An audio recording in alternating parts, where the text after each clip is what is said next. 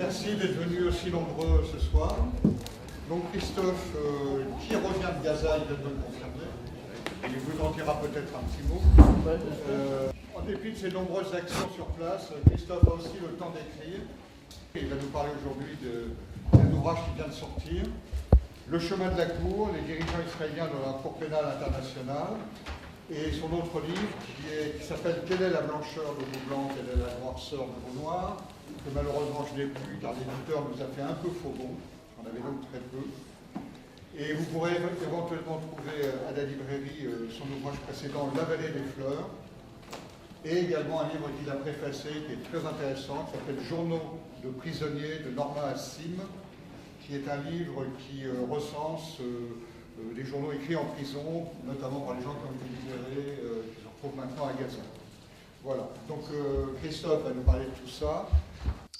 Voilà, et puis écoutez, sinon, quelques mots sur Gaza, et puis peut-être ça sera surtout l'objet de vos questions, plus que sur les bouquins.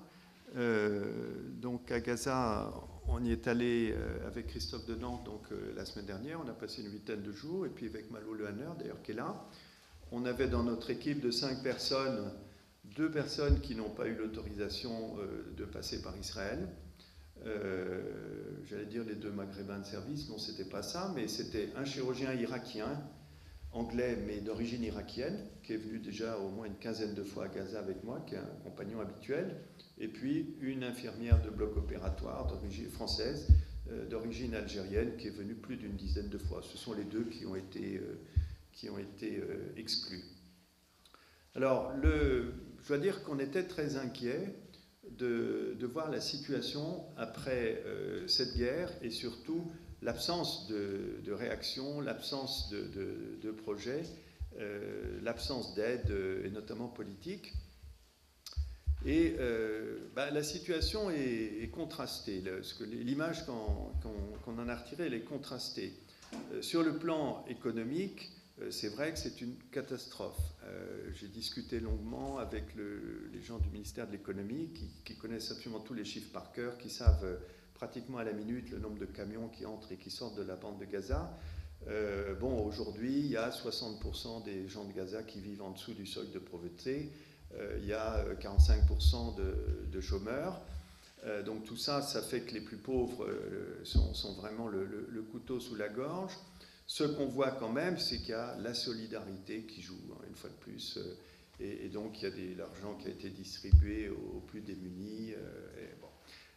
C'est très très dur, mais il y a des grèves, mais les grèves sont des grèves, j'allais dire, bon enfant. C'est-à-dire, par exemple, nous, on a pu opérer la moitié du temps dans le conseil à l'hôpital, à Chifa, et puis après on n'a pu parce qu'il y avait la grève à la fois de l'entreprise qui fournissait les repas aux patients et au personnel, et surtout l'entreprise de nettoyage, qui sont des entreprises extérieures.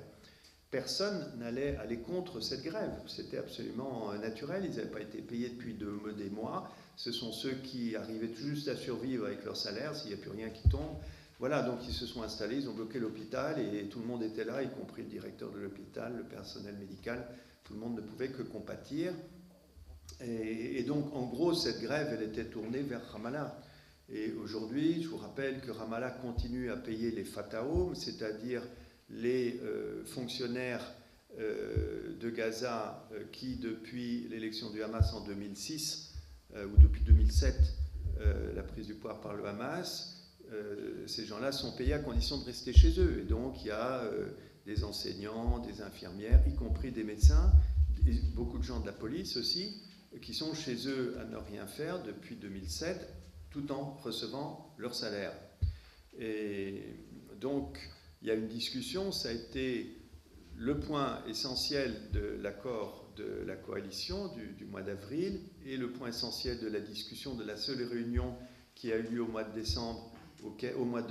novembre au Caire, ou octobre, où les représentants de Gaza sont allés discuter avec leurs homologues au Caire.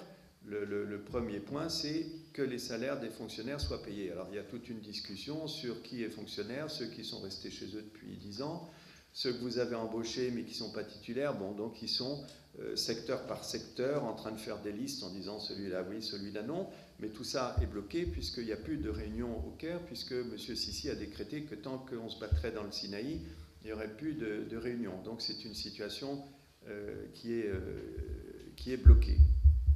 Sinon, sur le plan purement économique, sur le plan alimentaire, vous savez que Gaza est autonome sur un certain nombre de produits, ce qui est assez étonnant, de produits de l'agriculture, les légumes. Bon, cet été, il y a eu 50 km², me dit-on, de champs qui ont été partiellement détruits.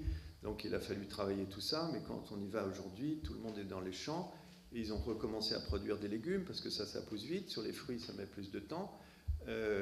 Et le prix du kilo de tomates, m'a dit le gars du ministère de l'économie, il est passé de $2 à 0,5 $. Ils ont même exporté une 50aine de camions de tomates vers la Cisjordanie, vous voyez. Donc on voit une fois de plus qu'il y a une capacité de repartir qui est vraiment très très exceptionnelle. Sur le plan de l'énergie, l'essence n'arrive plus d'Égypte, vous le savez. C'est dommage parce qu'elle était beaucoup moins chère. Elle arrive de Gaza. Actuellement, il n'y a pas de pénurie, il n'y a pas de queue devant les pompes à essence. Alors l'essence est horriblement chère, il y a des gens qui ne l'achètent pas parce qu'ils n'ont pas les moyens, mais en tout cas, il n'y a pas une pénurie aiguë.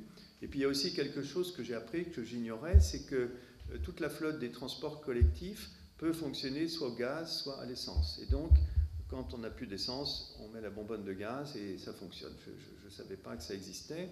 Et même des gens très compétents, dont je ne citerai pas le nom, mais très très compétents, m'ont dit qu'il y avait du gaz à Nuseirat, qu'ils avaient foré, qu'à 200 mètres, il y avait du gaz et qu'ils avaient les capacités techniques et de forage et d'exploitation. Donc vous voyez, chacun essaye dans son domaine d'essayer d'avancer, de trouver des solutions. Sur le plan du logement, là aussi, bien entendu, il y a 100 000 personnes sans abri, tout ça c'est vrai, mais tout ça change, et change même à toute vitesse. À tel point d'ailleurs que ce que réclament les autorités de Gaza, c'est qu'il y ait des enquêteurs de l'extérieur qui puissent venir, en particulier William Chabas, qui est empêché par les Israéliens d'aller enquêter au nom du Conseil des droits de l'homme de l'ONU. Et c'est très dommage parce qu'ils disent s'ils arrivent et qu'on a tout reconstruit, c'est pas demain que tout sera reconstruit, mais quand un immeuble est complètement massacré, la première chose qu'on fait, c'est tout raser, enlever. Les gens, on essaye de les reloger. Et quand même, pour vous donner un exemple factuel, sur la ville de Rafah qu'on a visitée donc, il y a quelques jours, il y avait 12 écoles de l'ONU qui avaient accueilli des gens sans abri, 12 écoles. Quand on est passé samedi dernier, il n'y avait plus que 2 écoles. On a visité l'une de ces écoles et le directeur nous a dit « Moi, j'avais 5000 personnes dans mon école qui étaient abritées juste après la guerre. Maintenant, je n'en ai plus que 1000. Et notre objectif, c'est que l'école soit complètement libérée au mois de mars. » Alors, cette libération, bien entendu, ça ne veut pas dire des logements reconstruits. Ça veut dire déjà que tout le parc de location de Gaza a été capté et saturé. Ça veut dire que la solidarité familiale, une fois de plus, joue. Et ça veut dire aussi qu'ils ont quand même quelques capacités de reconstruction. Sur les 50 000 logements détruits, 30 000 l'ont été partiellement, 20 000 complètement. Et ils ont commencé à travailler sur les logements partiellement détruits. Un certain nombre de personnes ont pu rentrer chez elles. Il y a quand même un peu de ciment qui passe par Israël, y compris pour des entreprises privées. Et jour après jour, on sait combien de dizaines de tonnes sont passées. Donc, on a l'impression peut-être aussi que peut-être qu'Israël se fait taper un peu sur les doigts pour lever un petit peu ce blocus. Alors, ça ne doit pas nous réjouir parce que le fond reste très difficile.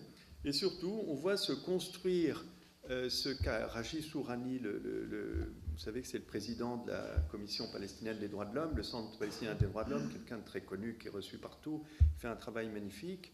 Rachid Sourani dit ce qu'il craint, il voit s'institutionnaliser le siège, c'est-à-dire quelque chose d'organisé, vous voyez, avec une espèce de consensus, des règles, et puis finalement, la communauté internationale, entre guillemets, dirait, écoutez, c'est le siège, mais enfin bon, ils ont à bouffer, il y a la paix, etc. Finalement, c'est un moindre mal, vous voyez, c'est ça qu'ils craignent en ce moment, c'est cette institutionnalisation. Alors, tout ça, pour ajouter encore un mot, et là, c'est vraiment ce qui nous a, en tout cas, moi, ce qui m'a frappé le plus dans ce voyage, c'est quelque chose dont on parle très très peu dans les médias. J'ai regardé un petit peu sur Internet hier, j'ai quasiment rien trouvé, en tout cas rien de récent. C'est que le maréchal Sissi est en train de détruire la ville de Rafah du côté égyptien. Et là, c'est effrayant. Cette frontière qu'on connaît très bien, pour être passée un certain nombre de fois, soit par la surface, soit en dessous. Vous savez que Rafah, c'est une ville, et la frontière est passée à couper une ville en deux. Ce sont les cousins qui habitent d'un côté et de l'autre. Eh bien, le mur qui sépare avec l'Égypte, qui est un petit mur, vous voyez, qui fait 2 mètres de haut avec un peu de barbelé en haut, c'est pas une affaire, donc on voit facilement par-dessus. Eh bien, ce mur était longé côté égyptien par les immeubles et les maisons des Égyptiens. Et c'est dans ces immeubles, d'ailleurs, et ces maisons qu'aboutissaient les tunnels les plus courts, qui faisaient quelques centaines de mètres, et puis d'autres qui faisaient parfois 500, 800 mètres, peut-être 5 km, allaient beaucoup plus loin. Eh bien, M. Sissi a entrepris de raser cette partie. Et on a vu de nos yeux vus, sur toute la longueur de la bande de Gaza, 12 km, les chenillettes, les marteaux-piqueurs et tout ça. Et actuellement, ce n'est plus qu'un champ de ruines entre le mur et une distance entre 3 et 500 mètres. Donc vous imaginez, on nous dit qu'il y a eu 800 maisons détruites, mais ça c'était encore la semaine dernière. Les chenillettes, on les entend, on entend les marteaux-piqueurs, les explosions, et tout ça, ça continue à se faire manifestement dans une grande indifférence. Donc il y a un énorme crime qui est en train d'être commis là-bas. On nous dit qu'on a donné aux familles un peu d'argent. Ceux qui ne voulaient pas partir, on ne leur a rien donné de toute manière. Tout ça est épouvantable. Alors du coup, quand des choses comme ça se passent, il y a même des rumeurs qui circulent. Et ces rumeurs, il faut s'en méfier, parce que moi je me souviens d'avoir entendu la rumeur, on était à Gaza le jour du coup d'État de M. Sissi, la rumeur, tout de suite ça a été... les tunnels seront fermés jusqu'à la chute du Hamas. Bon, ben, ce n'était pas une rumeur, ça s'est passé en réalité. Donc là, ce que nous dit la rumeur, c'est que la zone tampon va s'étendre jusqu'à El Arish, c'est-à-dire 45 km. Et dans l'état de folie actuelle du gouvernement égyptien, on peut imaginer qu'ils aient décidé de mettre en place ce projet. Ils ont la force pour eux. Le Sinaï est une zone très peu peuplée, 250 000 habitants sur un territoire absolument énorme. On peut imaginer que dans l'esprit du dictateur, finalement, raser une partie de ce coin-là n'est pas très important. Donc en tout cas, c'est en train de se produire. Je crois qu'il faut vraiment en parler. Il y a sûrement des actions à entreprendre, parce que c'est quelque chose qui n'est pas du passé, c'est en train de se dérouler sous nos yeux. On parle même de construire un canal qui, à partir de la mer, qui séparerait la bande de Gaza de l'Égypte, ce qui serait une catastrophe sur le plan écologique, aquifère, etc. Vous connaissez tout ça. Voilà, donc moi, c'est cette partie-là du voyage qui m'a le plus impressionné.